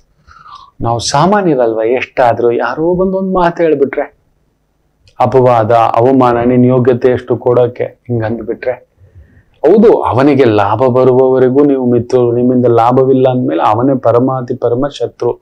ಹೌದು ಅದು ಯಾರಾದರೂ ಬೇಜಾರು ಮಾಡ್ಕೋಬೇಡಿ. ಈ ಕಲಿಯುಗ ಪ್ರಭಾವ, ಕಲಿದೇವ ಹಾಗೆ ಸತ್ಯ ತೋರಿಸ್ಕೊಡ್ತಾನೆ. ನೋಡು ಇಷ್ಟ ದಿನ ನನ್ನವನು ಅಂದ್ಯಲ್ಲ, ನಮ್ಮ ಪಾರ್ಟ್ನರು ಅಂದಲ್ಲ, ನಮ್ಮ ಬಾಸು ಅಂದಲ್ಲ, ನನ್ನ ಹೆಂಡತಿ ಅಂದಲ್ಲ, ನನ್ನ ಗಂಡ ಅಂದಲ್ಲ, ನನ್ನ ಮಗು ಅಂದಲ್ಲ. ನೋಡಿ ಅದು ಸತ್ಯ, ಅಹಂ ಸತ್ಯಂ. ನೀವು ದೀಪ ಹಚ್ಚತಕ್ಕಂಥದ್ದು ಅಲ್ಲಿ ಮಾಡಿ, ನೀನೇ ದಾರಿ ತೋರಿಸು ಸ್ವಾಮಿ ಅಂತೇಳಿ ಓಂ ಕಾಳಭೈರವಾಯ ನಮಃ ಅಂತೇಳಿ ಒಂದು 8 ಬಾರಿ ಅಂದ್ಕೊಂಡು ಒಂದೊಂದು ದೀಪ ಹಚ್ಚುವಾಗಲೂ ಓಂ ಕಾಳಭೈರವಾಯ ನಮಃ ಅನ್ನತಕ್ಕಂಥದ್ದು ಹೇಳ್ಕೊಂಡು ಒಂದೊಂದು ಬತ್ತಿಗೂ ಒಂದೊಂದು ದೀಪ ಹಚ್ಚಿ ಬರತಕ್ಕಂಥದ್ದು ಮಾಡಿ. ಆಮೇಲೆ ಆಯ್ತು ಅಂದ್ರೆ ಒಂದ್ ಸ್ವಲ್ಪ ಮೆಣಸು, ಜೀರಿಗೆ ಹಾಕಿ ಮಾಡಿರತಕ್ಕಂಥ ಪುಳಿಯೋಗರೆ ಆಗುತ್ತಾ ಟ್ರೈ ಮಾಡಿ. ಪ್ರತಿ ಅಷ್ಟಮಿ ಹಂಚುವುದು ಒಳ್ಳೆಯದು. ಒಂದು 800 ಗ್ರಾಮ್, 8ರ ಪ್ರಭಾವದಲ್ಲಿ 8 kg ಮಾಡ್ಬೋದು. 8 ಲೋಟ ಹಾಕಿ ಮಾಡಿ, 8 ಇಡಿ ಹಾಕಿ ಪುಳಿಯೋಗರೆ. ಕಂಪಲ್ಸರಿ ಮೆಣಸಿರ್ಬೇಕು, ಜೀರಿಗೆ ಇರಬೇಕು. ಇವೆರಡೂ ಇದ್ರೆ ಅತ್ಯುತ್ತಮ ಇರಬೇಕು. ಆ ಒಗರು ನಮ್ಮ ಜೀವನದಲ್ಲಿ ನಮಗೆ ಗೊತ್ತಿಲ್ಲದೆ ಬಂದಿರತಕ್ಕಂಥ ಆ ಒಂದು ವಿಚಿದ್ರಕಾರಿ ಶಕ್ತಿಯ ಒಂದು ಪರಿಭಾವ ದೂರ ಹೋಗಲು ಇದನ್ನ ಮಾಡಿ. ಕಡಿಮೆ ಎಂದರೂ ಇದನ್ನ 42 ಇಲ್ಲ 48 ಅಷ್ಟಮಿ ಪ್ರಭಾವದಲ್ಲಿ ಆಲಯದ ಹತ್ರ, ಶಿವಾಲಯದ ಹತ್ರ ಹಚ್ಚಿ ಬರತಕ್ಕಂಥದ್ದು ಮಾಡಿ. ನಿಮ್ಮ ಅದೃಷ್ಟ ಅಲ್ಲಿ ಕಾಳಭೈರವ ಇದ್ದಾನೆ, ಇನ್ನೂ ಅದ್ಭುತ. ಬೇಗ ನೀವು ನೋಡಿ, ನಿಮಗೆ ಯಾರೋ ತೊಂದರೆ, ಏನೋ ವಿಘ್ನ, ಏನೋ ಈ ಭಯ, ಈ ಆತಂಕ, ಈ ಎಳೆದಾಟ ಏನಾಗ್ತಿದೆ, ಇದರಿಂದ ಹೊರಗಡೆ ಬರ್ತೀರಿ. ಮಾಡ್ಕೊಂಡಿದ್ದೇನೆ ನಾವೆಲ್ಲ ವೈದಿಕ ಗೊತ್ತಿರೋದ್ನ ನಮಗ್ ಗೊತ್ತಿದೆ. ನಾವು ಅದಕ್ಕೆ ದೊಡ್ಡೋರು ಇನ್ನೂ ದೊಡ್ಡೋರು ಆಗ್ತಿದ್ದಾರೆ ಅಂದ್ರೆ ಇದೇ ಕಾರಣಕ್ಕೆ. ನಾವು ಮೊದಲು ಜಾಗೃತಿ ತಗೊಂಡೇ ಇಳಿಯೋದು, ಊರ್ಗೋಲ್ ಇಟ್ಟು ಬಿಟ್ಟೆ ಹೆಜ್ಜೆ ಇಡೋದು. ಅದಕ್ಕೆ ಪ್ರತಿಯೊಬ್ಬ ಆಚಾರ್ಯನ ಕೈಯಲ್ಲಿ ಒಂದು ಊರ್ಗೋಲ್ ಇರುತ್ತೆ, ಹಾಗೆ ಇಟ್ಕೊಂಡೇ ಮುಂದಕ್ಕೆ ಹೆಜ್ಜೆ ಹಿಡಿದು ಓಹೋ ಇಲ್ಲೊಂದು ಹಳ್ಳ ಇದೆ, ತಗ್ಗಿದೆ, ಬೀಳ್ಬೋದು, ಎತ್ತರ ಇದೆ, ಹಿಡ್ಕೊಳ್ಳಿಕ್ಕೆ ಅನ್ನತಕ್ಕಂಥದ್ದು. ಸೊ ದೊಡ್ಡವರು ಬಿದ್ರು ಬೀಳದಿದ್ದಾಗ ನಾವು ಒಂದು ಊರ್ಗೋಲ್ ಇಟ್ಕೊಂಡಿರ್ತೀನಿ. ನಿಮ್ಮ ಹತ್ರ ಊರ್ಗೋಲ್ ಇಲ್ವಲ್ಲ ಮಕ್ಕಳೇ? ಅದಕ್ಕೆ ಈ ಸಂಕಲ್ಪ ಛಾಯೆಯನ್ನ ಹೇಳ್ಕೊಟ್ಟಿದ್ದಾನೆ. ಈ ತರದ್ದೊಂದು ವಿಚಿತ್ರವಾಗಿ ನಿಮ್ಮ ಮೇಲೆ ಪ್ರಯೋಗ ಅನ್ನತಕ್ಕಂಥ ಭಯದಲ್ಲಿದ್ರೆ, ಆತಂಕದಲ್ಲಿದ್ರೆ ಇದನ್ನ ಮಾಡ್ಕೊಳ್ತಕ್ಕಂಥದ್ದು ಮಾಡಿ. ಪ್ರತಿ ಅಷ್ಟಮಿ ಆಗುತ್ತಾ ಪ್ರಸಾದ, ಇಲ್ಲ 2ನೇ ಅಷ್ಟಮಿ ಪರವಾಗಿಲ್ಲ ಗುರುಗಳೇ ಮಾಡ್ತೇವೆ. ಪ್ರತಿ ಅಷ್ಟಮಿ ಮಾಡಿದ್ರೆ ಒಳ್ಳೇದು, ಮಾಡ್ಕೊಳ್ಳಿ. ತುಂಬಾ ಒಳ್ಳೇದಾಗ್ತಕ್ಕಂಥದ್ದಾಗುತ್ತೆ, ತುಂಬಾ ಒಳ್ಳೇದಾಗ್ತಕ್ಕಂಥದ್ದಾಗುತ್ತೆ, ಸಮಾಧಾನ ಆಗುತ್ತೆ. ಆ ಭಯ, ಆಂದೋಲನ, ಯಾವುದೋ ಒಂದು ವಿಚಿತ್ರ ಶಕ್ತಿ ನಿಮ್ಮನ್ನ ಏನೋ ತಡ್ತಿದೆ, ತಾಕ್ತಿದೆ ಅನ್ನತಕ್ಕಂಥದ್ರಿಂದ ಹೊರಗಡೆ ಬರ್ತೀರಿ. ಆಯ್ತು, ಒಳ್ಳೇದಾಗ್ಲಿ ಅಂತ ಹೇಳ್ತಾ ಇವತ್ತಿನ ದಿನ ಭವಿಷ್ಯಕ್ಕೆ ಬಂದ್ಬಿಡೋಣ. ಉತ್ತರಾಷಾಢ ನಕ್ಷತ್ರ, ಮೇಷರಾಶಿ. ಚಂದ್ರ ವಿಶೇಷವಾಗಿ ಸೂರ್ಯನ ಸಾರದಲ್ಲಿದ್ದು, ಸೂರ್ಯ ಕುಜನ್ ಸಾರದಲ್ಲಿದ್ದು, ಕುಜ ಸೂರ್ಯ ಕುಂಭದ್ರೋಣ ಮಳೆ ದಂಡಯಾತ್ರೆಯೇ ಇವತ್ತು. ನೀವೇನು ಅಂದುಕೊಳ್ಳುವಿರೋ ಆ ಥರದೊಂದು ಕಾರ್ಯ, ಶಕ್ತಿ, ಚೈತನ್ಯ ಎಲ್ಲವೂ ಪಡೆಯತಕ್ಕಂಥ ಅದ್ಭುತವಾದಂಥ ದಿನ. ಅದರಲ್ಲೂ real estate, property developer, government ವ್ಯವಹಾರ, ಗೌರ್ಮೆಂಟ್ ಕೆಲಸಗಳು, ಗೌರ್ಮೆಂಟ್ ಜವಾಬ್ದಾರಿಗಳು, ಇವುಗಳಲ್ಲಿರ್ತಕ್ಕಂಥವ್ರಿಗೂ ರಿಯಲ್ ಎಸ್ಟೇಟು, ಈ ಒಂದು ರಕ್ಷಣಾ ಇಲಾಖೆ, ಪೊಲೀಸ್ ಇಲಾಖೆ, ಅಗ್ನಿಶಾಮಕ ಇಲಾಖೆ, ಭೂಮಾಪನ ಇಲಾಖೆ, ಕೃಷಿ ಇಲಾಖೆ, ದೊಡ್ಡ ಕ್ರಷರ್ಸು, ಇಟ್ಟಿಗೆ, ಸಿಮೆಂಟು, ವ್ಯಾಪಾರ ವ್ಯವಹಾರ ಅದ್ಭುತ ಪ್ರಗತಿ. ವೃಷಭ ರಾಶಿ. ಚಂದ್ರ ಸೂರ್ಯನ ಸಾರದಲ್ಲಿದ್ದು, ಸೂರ್ಯ ಭಾಗ್ಯದಲ್ಲಿದ್ದಾನೆ. ಇವತ್ತೇನ್ ಕಷ್ಟ ಪಡ್ತಿರೋ ಆ ಕಷ್ಟಕ್ಕೆ ತಕ್ಕಂತ ಫಲ ಉಂಟು. ಸ್ವಲ್ಪ ಹೊರೆ ಹನುಮನ ಉಪಾಸನೆ ಮಾಡ್ಕೊಳ್ಳಿ. ಯಾಕಂದ್ರೆ ಚಂದ್ರ ಅಷ್ಟಮದಲ್ಲಿದ್ದಾನಲ್ವಾ, ಅವನ ಪ್ರಭಾವ ತೋರಿಸ್ತಾನೆ. ಏನೋ ಒಂದು ಭಯ, ಇನ್ಯಾವುದೋ ಒಂದು ತೊಂದರೆ ಬರ್ಬೋದಾ, ಟ್ಯಾಕ್ಸ್ ಬರ್ಬೋದಾ, ಇನ್ನೊಂದು ಬರ್ಬೋದಾ, ಈ ರೀತಿ ಏನೋ ಒಂದು ಇಲ್ಲದ ಆತಂಕ ತುಂಬಿಸ್ತಾನೆ. ಏನೋ ಆಗೋಲ್ಲ. ಹನುಮರ ಉಪಾಸನೆ ಮಾಡ್ಕೊಳ್ಳಿ, ಹನುಮ ದರ್ಶನ ಮಾಡ್ಕೊಳ್ಳಿ, ಸಾಕು. ಇನ್ನು ಮಿಥುನ ರಾಶಿ. ಸೂರ್ಯ ನಿಮಗೆ ತೊಂದರೆಕಾರಕ ಅಲ್ಲ, ಮಿತ್ರಕಾರಕ. ಆದ್ರೆ ಸಪ್ತಮದಲ್ಲಿ ಚಂದ್ರ ಸೂರ್ಯನ ಸಾರದಲ್ಲಿರೋದ್ರಿಂದ ಸಂಗಾತಿ ಜೊತೆಯೋ ಪಾಲುದಾರಿಕೆ ವ್ಯವಹಾರಗಳಲ್ಲೋ ಅವರ ಕೈ ಮೇಲಾಗ್ತಕ್ಕಂಥದ್ದು. ನಿಮ್ ಗೈಡೆನ್ಸ್ ಅವ್ರಿಗೆ ಒಳ್ಳೇದು. ಕೆಲಸಗಾರನಾಗಿ ಯಜಮಾನರಿಗೆ ಲಾಭ ಆಗ್ಬೋದು, ಇಲ್ಲ ಯಜಮಾನರಾಗಿ ಕೆಲಸದವ್ರಿಗೆ ಹೆಚ್ಚೆಚ್ಚು ಬೋನಸ್ ಇನ್ನೊಂದು ಕೊಡುವಂಥದ್ದಾಗಬಹುದು. ಈ ರೀತಿಯ ಪ್ರಭಾವಗಳಾಗತಕ್ಕಂಥ ಒಂದು ಅದ್ಭುತ ದಿನ. ತೊಂದರೆಗಳೇನೂ ಇಲ್ಲ. ಕರ್ಕಾಟಕ ರಾಶಿ. ಚಂದ್ರ ಸೂರ್ಯನ ಸಾರದಲ್ಲಿದ್ದು 6ನೇ ಮನೆಯಲ್ಲಿ, 7ನೇ ಮನೆಯಲ್ಲಿ ಆ ಸೂರ್ಯ ಕುಜನ್ ಸಾರದಲ್ಲಿರೋದ್ರಿಂದ ಅತ್ಯದ್ಭುತ. ನಿಮ್ಮನ್ನ ಇವತ್ತು ಮುಟ್ಟೋರಿಲ್ಲ. ಯಾವ ಕೆಲಸ ಕಾರ್ಯ ವ್ಯವಸ್ಥಿತವಾಗಿ ಒಂಥರ ಧೈರ್ಯವೇ ಸಾಹಸೇ ಲಕ್ಷ್ಮಿ. ಒಂಥರ ಬೆಳಿಗ್ಗೆ ಎದ್ದಿದ್ದೇ ಒಂಥರ ಚುರುಕು, ಗಟ್ಟಿ ಓಡಾಟ. ಯಾವುದೋ ಒಂದು ಭೂಮಿ, ಮನೆ ಕೊಡೋದು, ತಗೊಳ್ಳೋದು, ಲೀಗಲ್ಲು, ಕೇಸು, ಕೋರ್ಟು, ಈ ಥರದ್ದು ಯಾವ್ದಾವುದೋ ಓಡಾಡ್ತಿದ್ದೀರಾ. ಅದರಲ್ಲಿ ಒಂದು ಅದ್ಭುತವಾದಂಥ ದಾರಿ ಆಗತಕ್ಕಂಥ ಒಂದು ದಿನ. ಸಿಂಹರಾಶಿ.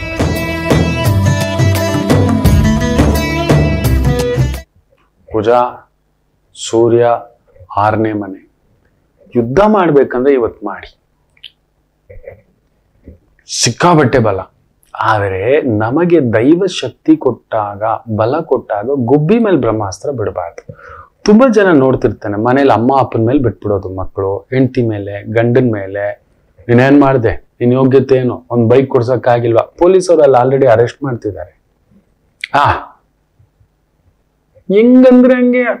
ತಂದೆ ತಾಯಿ ಏನಾದ್ರೂ ಒಂದು ಯೋಚನೆ ಮಾಡಿದಾರೆ ಅಂದ್ರೆ ಒಪ್ಕೋಬೇಕು. ನಿಮಗೆ ಅಷ್ಟೊಂದು ಧೈರ್ಯ ಇದೆಯಾ, ಎದ್ದೋಗಿ ಬದುಕೊಳ್ಳಿಪ್ಪ. ನಾವ್ ಹೇಗೋ ಬದುಕೋತೀವಿ, ನಿಮ್ ಸವಾಸ ಬೇಡ. ನೀವ್ ಯಾಕೆ ನಮ್ಮನ್ನ ಬೈಬೇಕು? ನಿಮ್ಮನ್ನ ಬೆಳೆಸಿ ಊಟ ಬಟ್ಟೆ ಎಲ್ಲ ತ್ಯಾಗ ಮಾಡಿ ನಿಮ್ಗೆ ನೆರಳು ಕೊಟ್ಟು ಒಳ್ಳೆ ಸ್ಕೂಲ್ ಹಾಕಿ, ನಮ್ಮ ಮಟ್ಟಕ್ಕೆ ನಾವು ಒಂದು ಕಾನ್ವೆಂಟ್ ಸ್ಕೂಲೇ ಹಾಕಿರೋದು. ನಮ್ಮ ಮಟ್ಟಕ್ಕೆ ಒಂದು ಗೌರ್ಮೆಂಟ್ ಸ್ಕೂಲೇ ಓದಿಸಿರೋದು. ನಿನ್ಗೆ ಓದೋತ್ತಾಗೋತಿದ್ರೆ ಡಿಸ್ಟಿಂಕ್ಷನ್ ಪಾಸ್ ಆಗು, ಅವ್ರವ್ರು ಕರೀತಾರೆ ದೊಡ್ಡ ದೊಡ್ಡ ಸ್ಕೂಲು ಕಾಲೇಜ್. ಹೌದು, ಮೊನ್ನೆ ಒಂದು ಹುಡುಗ ತುಂಬಾ ವಿಶೇಷ ಆಟಗಾರ, ಅವನನ್ನು ನೋಡ್ಬೇಕು. ತುಂಬಾ ದೊಡ್ಡ ಇಂಟರ್ನ್ಯಾಷನಲ್ ಸ್ಕೂಲು, 30% ಅಷ್ಟೇ ಫೀಸು. ಬಂದು ಸೇರಿಸಿ ನಿಮಗುನ್ನ ನಾವು ನೋಡ್ಕೋತೀವಿ, ನ್ಯಾಷನಲ್ ಲೆವೆಲ್ ವರ್ಗೂ ಕರ್ಕೊಂಡು ಹೋಗ್ತೀವಿ ಅಂತ ಕ್ರೀಡೆಯಲ್ಲಿ. ನಮಗಿದೆ ಆ ತಾಕತ್ತು ಅಂತ. ನೋಡಿದ್ರ ಇವ್ರ ಕೈಯಲ್ಲಿ ಆಗಲ್ಲ ಅಂದ್ರೂ ಕೂಡ ನಾವು ನೋಡ್ಕೋತೀವಿ, ಅದನ್ನು ಕೂಡ ಇನ್ಸ್ಟಾಲ್ಮೆಂಟ್ ಅಲ್ಲಿ ಕಟ್ಟಿ ಅಂತಿದ್ದಾರೆ. ಸೊ ನೀವು ಮಾಡಿ. ಯಾಕಮ್ಮ ಅಪ್ಪನ ಬೈಕ್ ಕೊಡ್ಸಿಲ್ಲ, ಈ ಕಾಲೇಜ್ ಸೇರ್ಸಿಲ್ಲ, ಆ ಕೋರ್ಸ್ ಓದಿಸಿಲ್ಲ, ನೀವು ತಗೊಳ್ಳಿ, ನೀವು ಸ್ಕಾಲರ್ಶಿಪ್ ಅಲ್ಲಿ ಓದಿ, ಲೋನ್ ತಗೊಂಡು ಓದಿ, ನೀವು ತಗೊಂಡು ಓದಿಪ್ಪ. ಯಾಕಮ್ಮ ಅಪ್ಪನ ಇಲ್ದಿದ್ ಮಾತಾಡ್ತೀರಿ? ಅಷ್ಟು ಫ್ರಸ್ಟ್ರೇಷನ್, ಆ ಫ್ರಸ್ಟ್ರೇಷನ್ ಓದಿನ ಮೇಲೆ ಹಾಕಿ, ಆ ಗುರಿನ ಮೇಲೆ ಹಾಕಿ ಅವ್ರ ಪಾಪ ಏನೋ ಅವ್ರ ಮಟ್ಟಕ್ಕೊಂದು ಕೂಲಿ ಕೆಲ್ಸನೋ, ಮನೆ ಕೆಲ್ಸನೋ, ಏನೋ ಒಂದು ಗಾರ್ಮೆಂಟ್ಸ್ ಅಲ್ಲಿ ಕೆಲ್ಸನೋ, ಏನೋ ಒಂದು ಮಾಡಿದ್ದಾರೆ. ತಗೋಬಂದು ಬಾಯಿಗೆ ಬಂದದ್ ಮಾತುಗಳು ಕೆಲವು ಮಕ್ಕಳು, ಎಲ್ರೂ ಅಲ್ಲ. ಏನ್ ಕೊಟ್ಟೆ, ಏನ್ ಮಾಡಿದೆ, ಏನ್ ನೋಡ್ದೆ, ನೋಡು ನೀನು ಮಾಡ್ಕೋ. ವಾರೆನ್ ಬಫೆಟ್ 12ನೇ ವಯಸ್ಸಿಗೆ ಕೋಟೀಶ್ವರ ಆಗಿದ್ದ. ಅವನನ್ನ ಕೇಳಿದ್ರೆ 8ನೇ ವಯಸ್ಸಿಗೆ ಆಗ್ಬೇಕಿತ್ತು, ಮಿಸ್ ಮಾಡ್ಕೊಂಡೆ ಅಂತ ಹೇಳ್ದ. ಇವತ್ತು ಜಗತ್ತಿನ ಅತಿ ದೊಡ್ಡ ಶ್ರೀಮಂತ ಅಜ್ಜಪ್ಪ. ಎಲ್ಲಾ ಇನ್ವೆಸ್ಟರ್ಗಳ ಬ್ರೈನ್ ಆತನ ಹತ್ರ ಇದೆ ಅನ್ನೋ ಒಂದು ಮಾತು. ಯೋಚನೆ ಮಾಡಿ ನೋಡಿ, 12-14ನೇ ವಯಸ್ಸಿಗೆ ಲಕ್ಷಾಧೀಶ್ವರ ಆತ. ಏನೋ ಇದು ಅಂದ್ರೆ, ಅಯ್ಯೋ ನಾನು ಮಿಸ್ ಮಾಡ್ಕೊಂಡೆ, 8ನೇ ವಯಸ್ಸಿಗೆ ನಾನು ಸರಿಯಾಗಿ ಇನ್ವೆಸ್ಟ್ ಮಾಡ್ಕೊಂಡಿದ್ರೆ ನಾನು ಅವತ್ತಿಗೆ ಆಗ್ಬಿಡ್ತಿದ್ದೆ ಅಂತ. ಮಾಡಿ. ನಿಮ್ಗೆ 16 ಆಗಿದೆ ಅಲ್ವಾ, ನಿಮ್ ಕೋಪ ಅಲ್ಲಿ ತೋರಿಸಿ, ಓದಿನ ಮೇಲೆ ತೋರಿಸಿ, ಒಂದ್ ಜಾಬ್ ಮೇಲೆ ತೋರಿಸಿ, ಒಂದ್ ಬೆಳವಣಿಗೆ ಮೇಲೆ ತೋರಿಸಿ, ಒಂದು ಮೆಡಲ್ ಮೇಲೆ ತೋರಿಸಿ, ಇನ್ನೊಂದಷ್ಟು ಮೆಡಲ್ ಹೊಡಿರಿ, ಇನ್ನೊಂದಷ್ಟು ಸ್ಪೋರ್ಟ್ಸ್ ಮೆಡಲ್ ಹೊಡಿರಿ. ಯಾಕೆ ಇವ್ರ ಮೇಲೆ ಬೀಳ್ತೀರಿ? ಅವ್ರ ಮಟ್ಟಕ್ಕೆ ಅವ್ರು ಮಾಡಿದ್ದಾರೆ. Thank you. ಗುಬ್ಬಿ ಮೇಲೆ ಬ್ರಹ್ಮಾಸ್ತ್ರ ತೋರಿಸುವುದಲ್ಲ, ಜಾಗ್ರತೆ. ನಮಗ್ ಬಲ ಬಂದಿದ್ದೆ ಕೆಲವ್ರುಗಳ ಹಾಗೆ, ಯಾರ ಮೇಲೇನೂ ತೋರಿಸ್ಬಿಡೋದು. ಜಾಗ್ರತೆ. ಇವತ್ತು ನಿಮಗೆ ದೈವ ಅಂಥದ್ದೊಂದು ಬಲ ಕೊಟ್ಟಿದೆ, ಒಳ್ಳೇದಕ್ಕೆ ಉಪಯೋಗಿಸ್ಕೊಳ್ಳಿ ಆ ಶಕ್ತಿಯನ್ನ. ಇನ್ನು ಕನ್ಯಾ ರಾಶಿ, ಚಂದ್ರ ಸೂರ್ಯನ ಸಾರದಲ್ಲಿದ್ದು, ಸೂರ್ಯ ಕುಜನ್ ಸಾರದಲ್ಲಿದ್ದು, ಕುಜಾನೂ ಅಲ್ಲೇ ಇದ್ದಾನೆ. ಒಂಚೂರು ಎತ್ತರದ ಸ್ಥಾನ, ಎತ್ತರದ ಕೆಲಸ, ಎತ್ತರದ ವ್ಯವಸ್ಥೆ, ಎತ್ತರದ ಜವಾಬ್ದಾರಿ ಸ್ವಲ್ಪ ಟೆನ್ಷನ್ ತುಂಬಿಸ್ತಕ್ಕಂಥದ್ದಾಗುತ್ತೆ. ಸ್ವಲ್ಪ ಇದೆ ಎತ್ತರದ ಕೆಲಸ. ಹಾಗೆಪ್ಪ ಆ ಜಾಗ ತಗೊಂಡ್ಮೇಲೆ ಹಾಗೆ. ಈಗ ನೋಡಿ, ನಮ್ಗೆ ಈ ಜಾಗ ಬಂದ್ಮೇಲೆ ನೀವು ನಂಬೋಲ್ಲ, ಕೂತ್ರು ತಪ್ಪು, ನಿಂತ್ರು ತಪ್ಪು, ಎದ್ರು ತಪ್ಪು, ಮಾತಾಡಿದ್ರು ತಪ್ಪು, ಎಲ್ರೂ ಮೆಚ್ಚಿಸ್ಲಿಕ್ಕೆ ಆಗೋದಿಲ್ಲ. ಅವ್ರು ತಪ್ಪು ಅಂತ ನಾನು ಹೇಳೋದೇ ಇಲ್ಲ, ಇವ್ರು ಸರಿ ಅಂತನೂ ಹೇಳಲ್ಲ. ನನ್ನ ಕರ್ತವ್ಯ ನಾನು ಮಾಡ್ತಿದ್ದೇನೆ, ನಿಮಗೆ ಗೈಡೆನ್ಸ್ ಮಾಡೋದಷ್ಟೇ. ಆ ಜಾಗ ಹಾಗೆ, ಹೌದು, ಅದೇ ನಿಜ. ಅದಕ್ಕೆ ತುಂಬಾ ದೊಡ್ಡವ್ರಿಗೆ ಬೇಗ ಇಲ್ದಿದ್ದ ಕಾಯಿಲೆಗಳೆಲ್ಲ ಬರುತ್ತೆ. BP, ಶುಗರು, ಇನ್ನೊಂದು. ಗಂಟೆಗಟ್ಲೆ ಪ್ರವಚನ ಮಾಡೋರಿಗೆ ಫಸ್ಟ್ ಬರೋದು ಗ್ಯಾಸ್ಟ್ರಿಕ್, BP, ಶುಗರು. ಟೈಮ್ ಸರಿಯಾಗಿ ತಿನ್ನಕ್ಕಾಗಲ್ಲ, ಮಲ್ಗೋಕ್ಕಾಗಲ್ಲ, ಯಾರ ಮುಂದ್ಗಡೆ ಕೂತ್ಬಿಟ್ಟಿರ್ತಾರೆ, ಸುಮ್ಮನೆ ಅಲ್ಲ. ಕನ್ಯಾ ರಾಶಿ ಇವತ್ತು ಆ ರೀತಿ. ನಿಮ್ಮ ಎತ್ತರದ ಸ್ಥಾನಕ್ಕೆ ತಕ್ಕಂತೆ ಇನ್ಕಮ್ ಇದ್ರೂ ಟೆನ್ಷನ್ ಇರುತ್ತೆ, ತಲೆ ಕೆಡ್ಸ್ಕೊಬೇಡಿ. ಹೋಗೋ, ನಾನು ಕರೆಕ್ಟ್ ಆಗಿ ನನ್ನ ಕೆಲಸ ಮಾಡ್ತಿದ್ದೇನಾ, ಇದನ್ನ ನೆನಪಲ್ಲಿ ಇಟ್ಕೊಳ್ಳಿ. ಇನ್ನು ತುಲಾ ರಾಶಿ,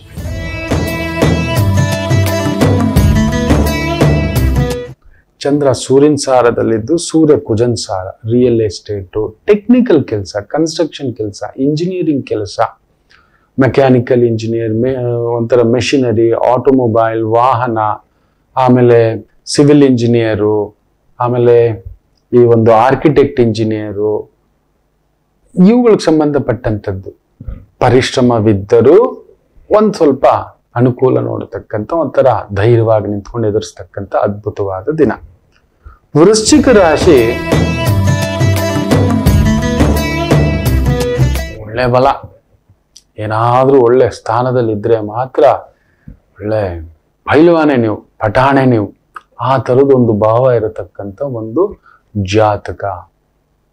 ಸಡ್ಡೊಡಿಬಲ್ರಿ ಇವತ್ತು. ದೊಡ್ಡ ದೊಡ್ಡ ಬಿಲ್ಡಿಂಗ್ ಕಟ್ಸೋದು, ಅಣೆಕಟ್ಟುಗಳು ಕಟ್ಸೋದು, ಪ್ಲಂಬಿಂಗ್ ಕೆಲಸ, ಮನೆಗಳನ್ನ ರಿಪೇರಿ ಮಾಡಿಸ್ತಕ್ಕಂಥದ್ದು, ಪೇಂಟ್ ಮಾಡಿಸ್ತಕ್ಕಂಥದ್ದು, labour management, warehouse management, government project, government ಕೆಲಸಗಳು, ಗೌರ್ಮೆಂಟ್ ವ್ಯವಹಾರಗಳು, ಅದ್ಭುತ. ಸ್ವಲ್ಪ ಮೂಗಿನ ಮೇಲೆ ಸಿಟ್ಟಿರುತ್ತೆ, ನೋಡ್ಕೊಂಡು ಮೊದಲೇ ನೀವು ಸ್ವಲ್ಪ ಹುಚ್ಕೋತಿ ಲಗ್ನ, ತಲೆಗೆತ್ತು ಬೇರೆ ಏನೇನೋ ಮಾತಾಡ್ಬಿಡ್ತೀರಿ, ಹುಷಾರು.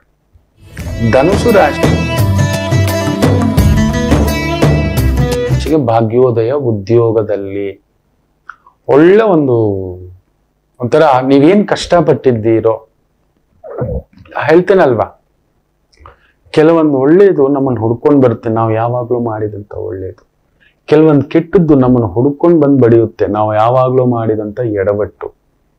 ಹೌದು, ಇವತ್ತು ಆ ರೀತಿಯ ಭಾವ. ಸೊ ಯಾವುದೋ ಯಾವತ್ತೂ ಮಾಡಿದಂತ ನಿಮ್ಮ ಒಂದು ಸೇವೆ, ಪ್ರಾಮಾಣಿಕತೆ, ಆನೆಸ್ಟಿ, ಡಿಸಿಪ್ಲಿನ್, ಸ್ಟ್ರೈಟ್ ಫಾರ್ವರ್ಡ್, ಇವತ್ತು ನಿಮ್ಗೊಂದು ಒಳ್ಳೆ ರೆಕಗ್ನಿಷನ್, ರೆಸ್ಪೆಕ್ಟ್ ಕೊಡ್ತಕ್ಕಂಥ ಅದ್ಭುತವಾದಂತ ಒಂದು ದಿನವಾಗಿರುತ್ತೆ. ಚೆನ್ನಾಗಿದೆ. ಮಕರ ರಾಶಿ ಸ್ವಲ್ಪ ಟೆನ್ಷನ್ನೇ. ಟ್ಯಾಕ್ಸ್ ಕಟ್ಟೋದು, ಗೌರ್ಮೆಂಟ್ ಕೆಲಸಗಳು, ಗೌರ್ಮೆಂಟ್ ಇಂದ ಬರಬೇಕಾದ ದುಡ್ಡು, ಇಲ್ಲ ತೆರಿಗೆಯೋ, ಇನ್ಕಮ್ ಟ್ಯಾಕ್ಸೋ, ಆರೋಗ್ಯವೋ, ಏನೋ ಒಂಚೂರು ತಲೆನೋವುಗಳಿದಾವೆ. ಬಟ್ ಹಾಗೆ ಸ್ವಲ್ಪ ಶಾಂತಚಿತ್ತರಾಗಿದ್ರೆ ಬಿಡಿಸ್ಕೋತೀವಿ. ಅಂದ್ರೆ ಅಷ್ಟಮಾಧಿಪತಿ 12ನೇ ಮನೇಲಿ ಇದ್ದಾನೆ. ಚಂದ್ರ ಅಷ್ಟಮಾಧಿಪತಿಯ ಭಾವದಲ್ಲಿ, ಅವ್ನು ನಿಮ್ಮನೇಲೆ ಇರೋದ್ರಿಂದ ನಿಮಗ್ ನೀವೇ ಊಹಾಪೋಹ, ಹಾಕ್ಬೋದಂತೆ, ಈ ಮೆಣಸಿನ್ಕಾಯಿ ಹಾಕೋಬಿಟ್ಟು ಬಾಯಲ್ಲಿ ಹಾಗಾಡ್ತಿರ್ತೀರಿ, ಸ್ವಲ್ಪ ಗ್ಯಾಸ್ಟ್ರಿಕ್ ತರ. ಏನೂ ಆಗೋಲ್ಲ. ನಿಮ್ ಕೈಗೆಲ್ಲ ರಾಜ್ಯ ಕೊಟ್ರೆ ಹೇಗೆ ಸ್ವಾಮಿ? ಏನ್ ಕಳ್ಕೊಬಿಟ್ವಿ, ಏನ್ ಪಡ್ಕೊಬಿಟ್ವಿ? ಬರಿಗೈಯಲ್ಲಿ ಬಂದ್ವಿ, ಬರಿಗೈಯಲ್ಲಿ ಹೋದ್ವಿ. ಸದಾ ಇದನ್ ಕೈ ನೋಡ್ತೀವಿ, ಬರಿಗೈಯ ಕಣೋ, ಬರಿಗೈಯ ಕಣೋ, ಬರಿಗೈಯಲ್ಲೇ ಹೋಗೋದು ಕಣೋ, ಈ ತರ ಅನ್ಕೋತಾ ಇರಿ. ನೋಡಿ, ಏನು ಅನ್ಸಲ್ಲ. ನೆನ್ನೆದೇ ಹೊರಟೋಯ್ತು. ಪ್ರತಿ ಒಂದೊಂದು ಬರ್ಡೇಯು ನಮ್ಮನ್ನ ಸಾವಿಗೆ ಹತ್ರ ಅಂತ ಹೇಳ್ತಿದೆ. ಇದನ್ನ ನಾವು ಗಮನಿಸ್ತಾನೆ ಇಲ್ಲ. ಪ್ರತಿಯೊಂದು ಹುಟ್ಟು ಹಬ್ಬವು, ಅವರೆಲ್ಲ ಹುಟ್ಟು ಹಬ್ಬದ ಶುಭಾಶಯ ಅಂದ್ರೆ ನಮ್ಮನ್ನ ನಾವು ವಿವೇಚನೆಗೆ ದೂಡ್ಕೋಬೇಕು. ಏನ್ ಮಾಡಿದೆ ನಾನು? ಅಟ್ಲೀಸ್ಟ್ ನನ್ನ ಪರವಾಗಿ ನನ್ನ ಕರ್ತವ್ಯ, ನನ್ನ ಜವಾಬ್ದಾರಿಗಳು, ನಾನು ಇದನ್ನ ಅದೇ ಕೊಚ್ಚೆ, ಅದೇ ಬಾಧೆ ಬಿಟ್ಟು ಇದ್ದಾದ್ರೂ ಬಂದು ನನ್ನ ಬದುಕು ಕಟ್ಟಿದೀನ? ನಿಂದಿಸ್ತಾ ಕುತ್ಕೊಳ್ಳೋದು, ತೆಗಳ್ತಾ ಕುತ್ಕೊಳ್ಳೋದು, ಇಲ್ಲ ಹೊಗಳ್ತಾ ಕುತ್ಕೊಳ್ಳೋದು, ಜೊಲ್ಲು ಬಿಡ್ತಾ ಕುತ್ಕೊಳ್ಳೋದು, ಬಾಯಿ ಒಣಗಿಸ್ತಾ ಕುತ್ಕೊಳ್ಳೋದು, ಇದೇ ಆಗ್ಬಿಡ್ತು ನಮ್ದು. ನಮ್ಮ ಶಕ್ತಿಗೆ ತಕ್ಕಂತ ಕರ್ತವ್ಯಗಳನ್ನ ಮಾಡ್ಕೊಳ್ಳೇ ಇಲ್ಲ. ಮಕರ, ಜಾಗ್ರತೆ. ಕುಂಭರಾಶಿ ಲಾಭದಲ್ಲಿರೋ ಚಂದ್ರ ಲಾಭವನ್ನ ಕೊಡ್ತಾನೆ. ಭೂಮಿ, ಮನೆ, ವ್ಯವಹಾರ, ಅದರಲ್ಲೂ ಟ್ರಾವೆಲ್ಸು, ಟೂರ್ಸು, ವೆಹಿಕಲ್ಸು, ಭೂಮಿಗೆ ಸಂಬಂಧಪಟ್ಟಂತ ವ್ಯವಹಾರ, ಕನ್ಸ್ಟ್ರಕ್ಷನ್, ಒಡ ಹುಟ್ಟಿದವರಿಂದ ಸ್ವಲ್ಪ ಒತ್ತಡ, ಕುಟುಂಬದ ಸ್ವಲ್ಪ ಒತ್ತಡ, ವ್ಯವಹಾರಗಳ ಸ್ವಲ್ಪ ಜಂಜಾಟವಿದ್ದರೂ 11ನೇ ಮನೆಯ ಚಂದ್ರ ಸೂರ್ಯನ ಸಾರದಲ್ಲಿರೋದು ಅದ್ಭುತ ಫಲಿತಾಂಶ ಕೊಡ್ತಾನೆ. ಆಕಸ್ಮಿಕವಾಗಿ ಒತ್ತಡಗಳಿದ್ರೂ ಅದಕ್ಕೊಂದು ದಾರಿ ಮಾಡಿಸ್ಕೊಡ್ತಕ್ಕಂಥದ್ದೊಂದು ಆಗುವುದು. ಚೆನ್ನಾಗಿದೆ, ಬ್ಯೂಟಿಫುಲ್, ಡೋಂಟ್ ವರಿ. ಮೀನರಾಶಿ 11ನೇ ಮನೆಯಲ್ಲಿ ಕುಜ, ಚಂದ್ರ 10ನೇ ಮನೆ, ಕೇಂದ್ರ ಸ್ಥಾನದಲ್ಲಿ. ಅಸುರ ಗ್ರಹಗಳಿದ್ರು ಸರಿ, ಶುಭ ಗ್ರಹಗಳಿದ್ರೆ 10 ಟೈಮ್ಸ್, ಅಸುರ ಗ್ರಹಗಳಿದ್ರೆ 100 ಟೈಮ್ಸ್ ಅಂತೀವಿ. ಸೊ ಚಂದ್ರ ಸೂರ್ಯನ ಸಾರದಲ್ಲಿದ್ದು, ಸೂರ್ಯ 11ನೇ ಮನೆಯಲ್ಲಿ ಕುಜನ್ ಸಾರದಲ್ಲಿದ್ದಾನೆ. ಅದ್ಭುತ. ದೊಡ್ಡ ಸಂಸ್ಥೆ ನಡೆಸ್ತಿದ್ದೀರಾ, ವ್ಯವಹಾರ ನಡೆಸ್ತಿದ್ದೀರಾ, ಭೂಮಿಗೆ ಸಂಬಂಧಪಟ್ಟಂತದ್ದು, ರಿಯಲ್ ಎಸ್ಟೇಟು, ಅಮ್ಯುನೇಷನ್ಸು, ಮೆಷಿನರಿ, ಬೆಂಕಿ, chemicals, fertilisers, doctors, surgeons, commissioners, ಒಂದು ಭೂಮಿಗೆ ಸಂಬಂಧಪಟ್ಟಂತ ಅಧಿಕಾರಿ, ದಂಡಾಧಿಕಾರಿ, ಪೊಲೀಸ್ ಅಧಿಕಾರಿ, ನ್ಯಾಯಾಧಿಕಾರಿ, ಈ ತರದ ವೃತ್ತಿ, ಉದ್ಯೋಗ, ವ್ಯವಹಾರ, ರಕ್ಷಣಾ ಇಲಾಖೆ, ಒಂಥರ ಗೆಜೆಟೆಡ್ ಆಫೀಸರ್, ಸಿಗ್ನೇಚರ್ ಹಾಕೋ ಒಂದು ಕೆಪಾಸಿಟಿ, ಗ್ರೀನ್ ಪೆನ್ ಅಲ್ಲಿ, ಈ ತರದ ಒಂದು ವೃತ್ತಿ, ಉದ್ಯೋಗ ಇರತಕ್ಕಂಥವ್ರಿಗಂತೂ ಕುಂಭದ್ರೋಣ ಮಳೆಯೇ ಇವತ್ತು. ಎಲ್ಲರಿಗೂ ಒಳ್ಳೆಯದಾಗಲಿ. ಮಾತೃದೇವೋ ಭವ.